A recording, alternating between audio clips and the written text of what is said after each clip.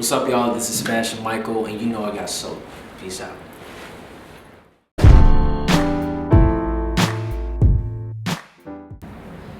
All right, Sebastian, the debut album, Speechless, been out a few months now. I feel like it's a very underrated project, very solid debut. How do you feel like it did compared to your expectations, I guess, commercially, and how people reacted to it? When we first dropped my debut album, I didn't know what to expect because being a new artist and not following any of the trends that people would probably expect me to follow. I wasn't thinking about I need to have a big commercial album that's gonna, move around or whatever. But I'm glad that a lot of my fans actually, when they got the project, the response that I got was crazy, and I actually did more than I expected. So I was really happy about my debut release. And being an independent artist too, I'm not in the majors, so I'm just proud of what my team did, what we accomplished, you know what I mean? And more importantly, I wanted the music to feel timeless, not to be, not to try to be trendy with it, you know what I'm saying? Not trying to be, but trendy might be the wrong word, but not trying to follow any of the music trends that was going around, you know what I'm saying?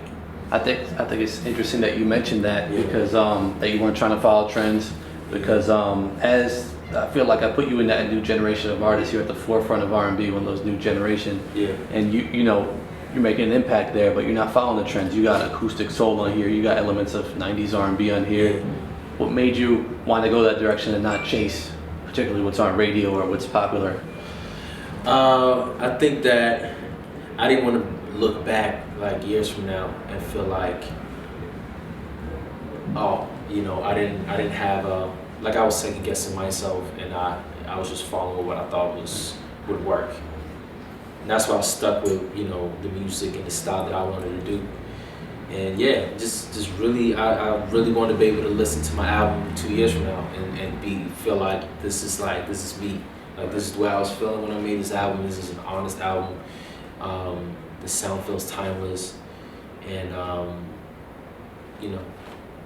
just so we can live. You know what I mean? I think that albums like that, and I look up to classics that people go back to, years after released. You know what I'm saying? So I wanted to make an album that people can live with for longer than just that year.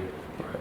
Yeah. Now, with this album, is there a particular song I hear you feel like really embodies who you are as an artist? I mean, aside from Beautiful Life, because that was like people's introduction to you and kind of showed people what you can do and who you are. But is there another song you would look at like that's me right there? I think Made For Me is definitely one of my favorite songs on the album, and Lucid is definitely one of my favorite songs as well. I think Lucid showed a different side of me, but we kind of just experimented, had fun with it.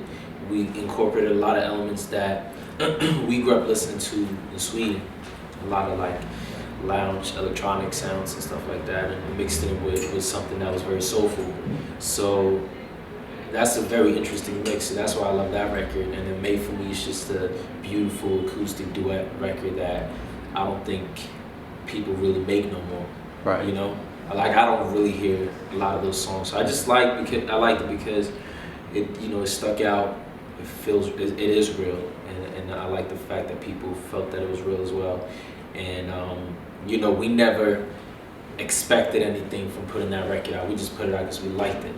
And seeing how people gravitated towards that record and wanted to support it, Pepsi jumping on and wanted to shoot the video for it and all of that is a blessing. So that kind of proves to me that you can stick with what you believe in and what you want to do, and it will pay off, you know what I mean? As long as you just stick to your guns and you just do what you believe in and keep doing it until people start, actually acknowledging what you're doing and the impact that you're making, Right. Yeah. And Made For Me, the new single is out now. You've released a few singles off this project. How's it been continuing to work the project and building the momentum, continuing to gain new fans? How's it been? Right. Amazing. It's just becoming better and better. I think, as long as I feel like my new song is better than my last song, I'm happy, I think Made For Me is the best song I've put out so far. I think the video is the best video I've put out so far. And and I like to know that the music that I have that I haven't put out yet, and the visuals that I haven't put out yet are even better. So I'm always growing, I'm always becoming better. So that's the most important thing as an artist. You got to keep developing, but you know, just keep putting out songs and material that you just stand by, you know. Right. And I'm very excited about this song because, like I said, it's a different type of song. It's a duet, but it's not a cliche, regular, you know, R&B ballad. You know, it has a different twist. The video looks different. You know, it features Tiana Taylor, and she brings something different to the song as well. So I just think it's just a dope mix. You know, I think, you know, I kind of look at it like being a new artist, being in this generation. I want to take a lot of things from older R&B music, you know, older soul music, and bring it to this generation and just do something different with it. You know, because I think that we got to keep that raw, you know, soulful ingredients in music, you know. Right.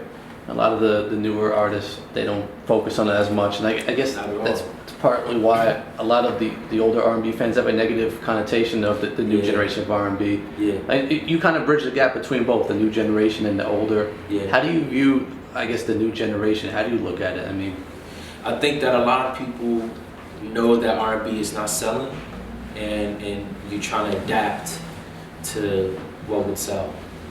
You see, you know, obviously rap sells more than R&B. Rap moves way faster than R&B, for example. So a lot of people, they're trying to compromise and adapt to that, and make it, you know, make it work with everything that's out there, with everything else. So you basically you do whatever you have to do to make it work, to make it go faster and fit in with everything else that's out there. So. right. Personally, you know, you lose a lot of unique music from doing that. Definitely. You know, artists that are really talented, they don't get the chance to show people what they really about, what they really do, because they so stuck in following just one thing. So it just becomes, you know, it becomes one thing. Everybody be doing the same thing, and right. yeah, I think that's why older people don't really respect new R&B as much as the older type of R&B. But at the same time, you also gotta just respect where music is at right now. I don't think music is as classified anymore. We don't really focus on genres like that no more. I think right now it's just what feels and sounds good and what intrigues people, you know. So even in when I create, I don't think about, I want to make a classic R&B song. I don't focus on putting myself in, I'm an R&B singer, I need to make music like this. Like I make whatever I want to make, as long as it feels good and it feels real, and I enjoy making it. You know? Right. Now the album's been out a few months. Yeah. What do you got planned next?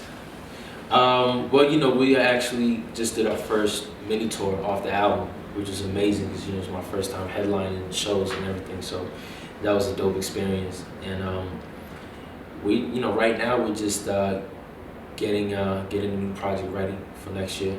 We're releasing an EP for next year, and I just been in the studio, just cutting new material, new songs, and you know, that's what I would do till next year. Just keep cutting a lot of new songs. We're still performing, obviously, and being on the road and all that, but my main focus is this project. I want to make sure that I top Speechless with this next one, and you know, also want to make sure that it really represents me and it's personal to me. You know, I don't want to be like, oh, we need songs and we trying to fill this album out. Who got, you know what I'm saying? Like trying to go to different writers and different producers, find something. Like I don't want to go that route. I want to have a project that was recorded and created by me at a certain time, and that I really put time and working on, you know. And every single song for this project is written by me, so that's something that I know is gonna just give something more personal, you know, to my fans. You know what I mean? Yeah. Last question.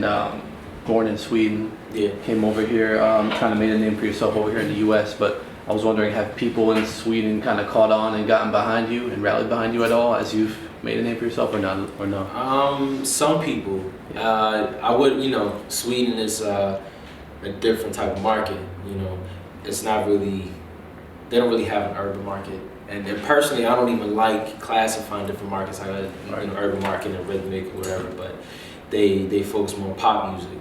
But there's always different, you know, groups in Sweden and stuff like that be acknowledging my music, and they know I'm from there, and they definitely support a lot. So I appreciate all that, you know, and people from Europe in general that likes what I do, that supports it, you know. So, you know, I look at myself like, I know I'm from Sweden and I started out here, but I just look at myself as a universal, like, world artist. Like, I want to be able to inspire and touch people from everywhere, you know, whoever likes my music and is inspired by it, you know, I'm happy. Right. That's my main focus, you know. Cool. Yeah. Anything you want to add? I mean, you know, I just, you know, most importantly, you know, I just appreciate all my fans, you know, for support. Appreciate everybody that's been showing love, and make sure you keep doing it, you know what I mean? Yes, sir. Sweet.